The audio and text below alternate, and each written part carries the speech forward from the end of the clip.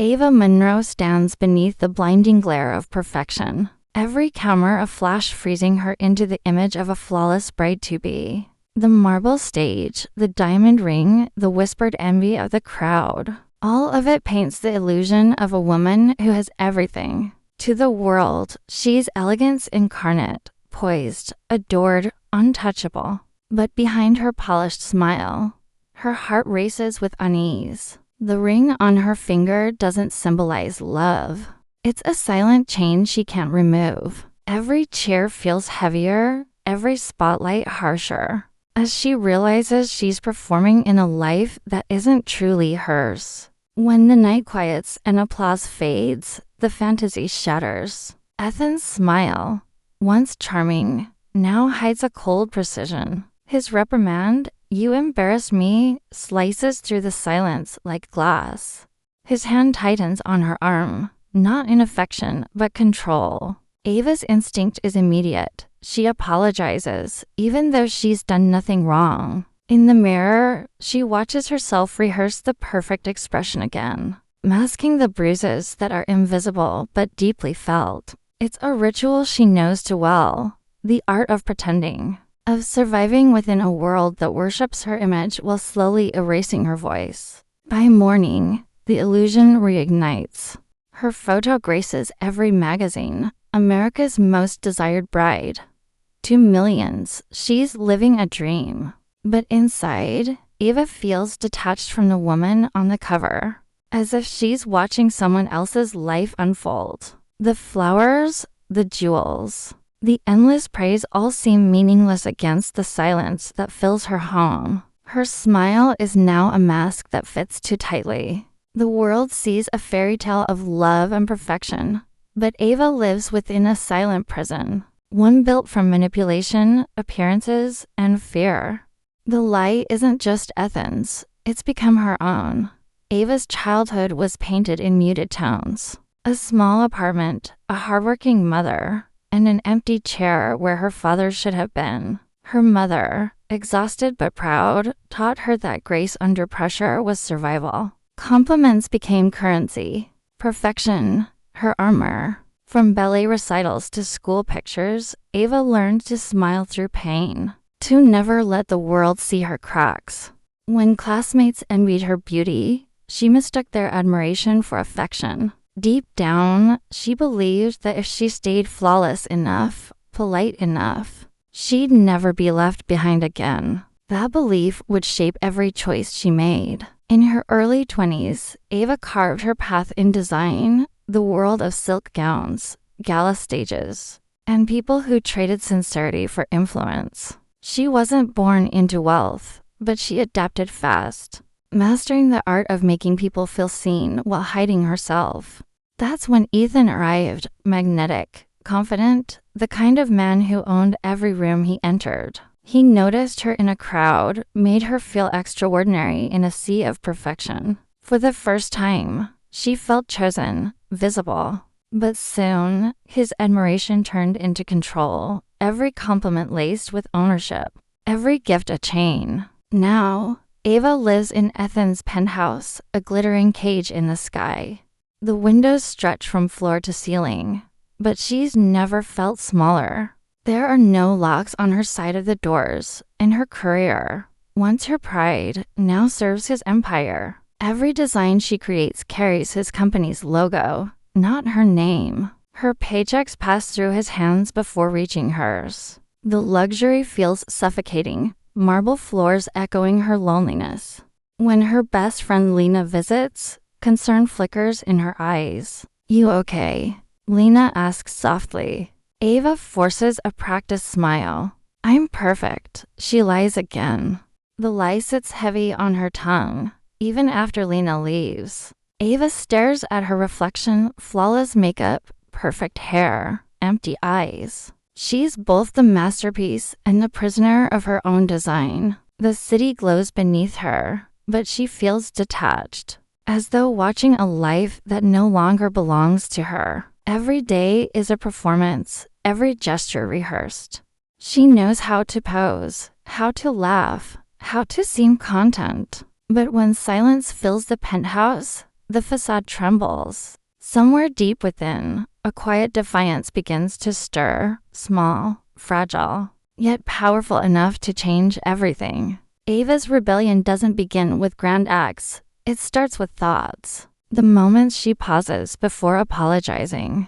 The seconds she allows herself to imagine life without Ethan. The times she designs something purely for herself, then hides it in a sketchbook no one sees. They are cracks beneath glass, invisible to most, but spreading slowly, dangerously. She doesn't yet know what freedom looks like, only that she misses the sound of her own laughter. The world sees her as the woman who has it all. But perfection, she's realizing, comes with a price, and she's done paying it. The magazine shoot feels like every other performance, bright lights, fake laughter, and Ethan watching from the sidelines with possessive pride. But when the new photographer walks in, Ava freezes. Noah Reyes, the boy who once sketched her between classes, who knew her before the masks. His camera lens doesn't demand perfection. It seeks truth.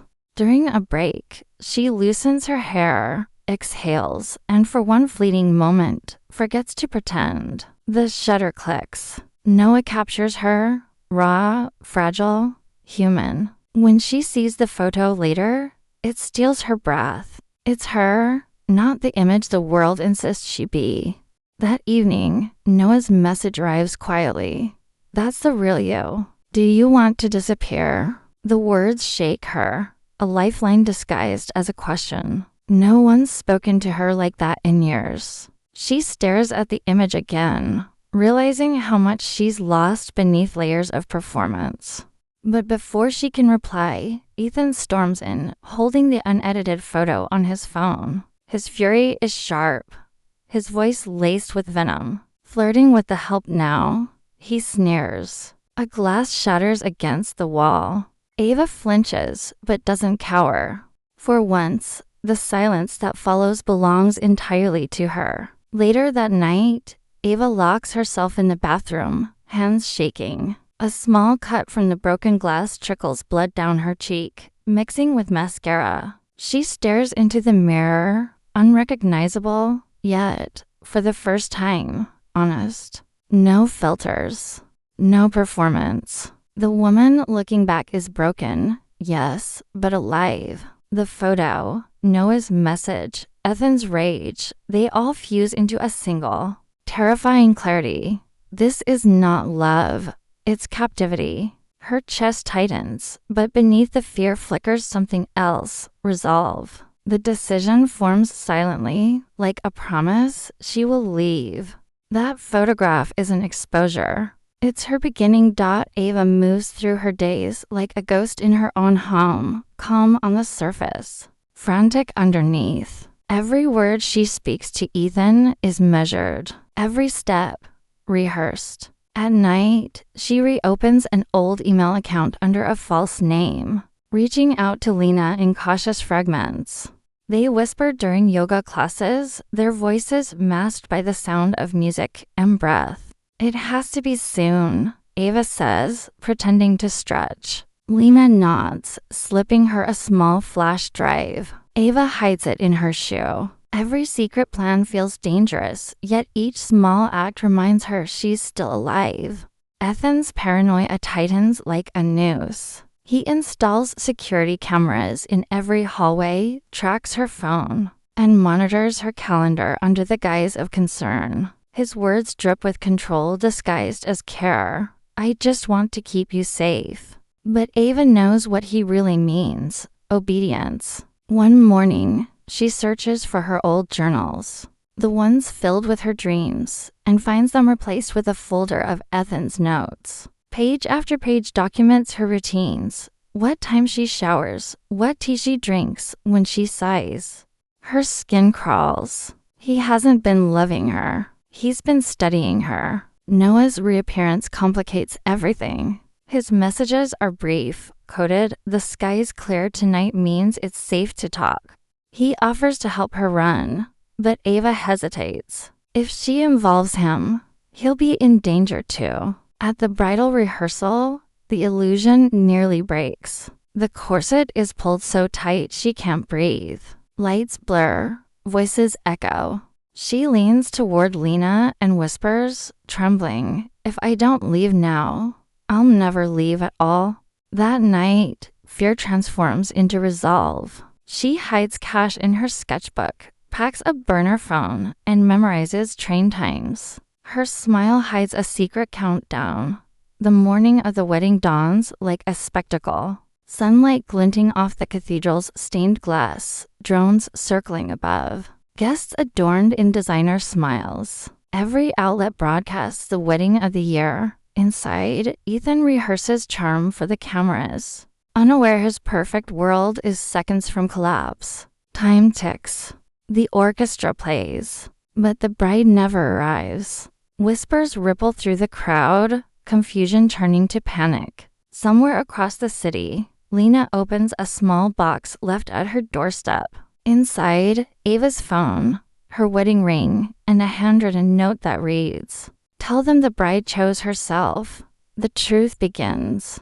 Ethan's composure crumbles live on national television. His practiced grin twists into fury as he rants that Ava is unstable, his voice trembling with rage. The audience watches, horrified, as the man once idolized for charm reveals his cruelty beneath the spotlight. Within hours, reporters dig deeper, uncovering a trail of silenced exes, lawsuits buried under money, and fraudulent business deals. The empire he built on control begins to burn. Every headline turns against him. Every camera that once adored him now records his fall. For the first time, the world sees what Ava lived, the monster behind her perfection. Far from the chaos, Ava sits in the dim light of a night bus, a hoodie pulled low over her face. The city fades into darkness behind her. In her lap lies the photo Noah took. Her real face, unposed, alive. She traces its edges with her thumb, breathing freely for the first time in years. The world may call her missing, unstable, or scandalous, but she no longer cares. Freedom doesn't feel like triumph. It feels like peace. As rain taps against the window, Ava smiles faintly. The bride didn't vanish. She simply chose to exist on her own terms.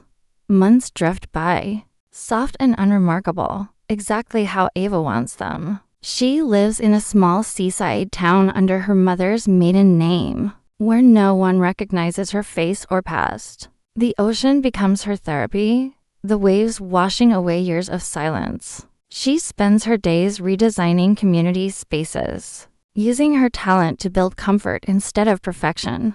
The world that once demanded her image no longer knows her, and that anonymity feels like grace. For the first time, she wakes without fear. Each sunrise feels like a quiet apology from life itself, a promise that healing can be simple one evening. As the sun bleeds into the horizon, Lena appears at her doorstep. The friends embrace, no words needed. Over tea, Lena finally shares the news. Ethan has been arrested, his empire dismantled by truth.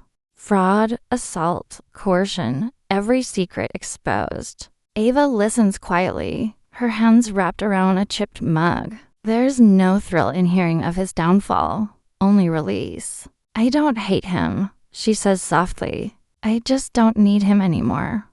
Lena smiles, tears glinting in her eyes. Ava's victory isn't in destroying him.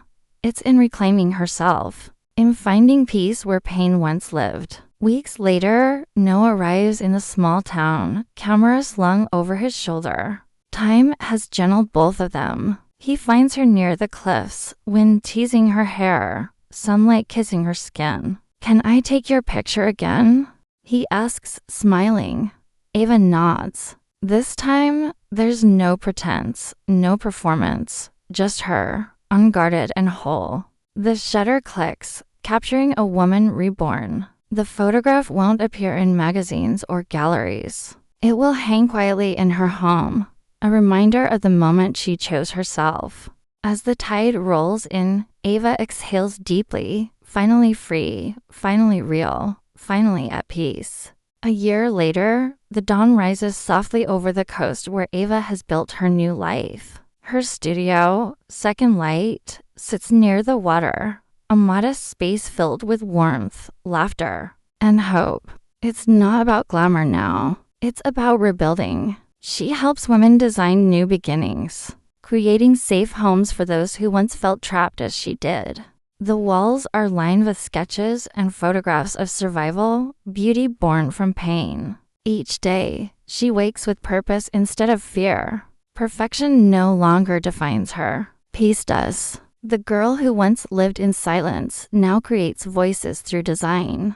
One morning, as sunlight spills through her workshop window, Ava receives a letter in trembling handwriting. It's from a young woman she's never met, a survivor who writes, "Your story saved my life. You showed me it's okay to leave." Ava's eyes fill with tears, her heart heavy but whole. She folds the letter carefully and tucks it beside Noah's photograph of her, the one that captured her rebirth. She smiles faintly, realizing her escape wasn't just her freedom.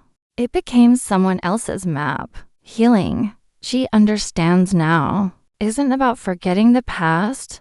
It's about transforming it into light. At sunrise, Ava walks barefoot along the beach, the tide cool against her skin. The sky burns with new color, soft pinks, gold, and promise. She closes her eyes and breathes deeply, the wind carrying her hair like a banner of peace. Her voice, calm and steady, echoes like a whisper from her soul. I used to believe love meant belonging to someone. Now I know. Real love begins when you belong to yourself. In the distance, Noah quietly lifts his camera. He doesn't interrupt, doesn't claim her. He simply witnesses. The frame freezes. Ava Monroe, once captive, now free,